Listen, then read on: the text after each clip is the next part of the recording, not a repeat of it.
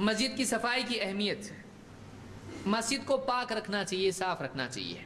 عائشہ رضی اللہ تعالیٰ فرماتی ہیں امر رسول اللہ صلی اللہ علیہ وسلم ببناء المساجد فی الدور، اللہ کے نبی صلی اللہ علیہ وسلم نے ہم کو قبیلوں میں، دیہاتوں میں، بستیوں میں مسجدیں بنانے کا حکم دیا۔ چھوٹی چھوٹی بستیاں ہیں، مسجدیں ان میں بناؤ۔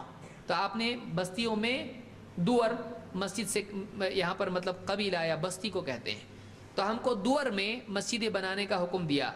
وَأَن تُنَظَّفَ وَتُطَيَّبَ، اور ہم کو حکم دیا کہ ہم ان مسجدوں کو کیا رکھیں؟ تنظف، یہ مسجدیں صاف اور پاک رکھی جائیں، وَتُطَيَّبَ، اور ان کو خوشبودار رکھا جائے۔ تو مسجدوں کو کیسا رکھنا چاہیے؟ پاک صاف، اور اس میں خوشبو ہونا چاہیے، بدبو نہیں ہونا چاہیے۔ اس کو امام ابو داؤد، ترمذی اور ابن ماجہ نے روایت کیا ہے، اور یہ روایت صحیح ہے۔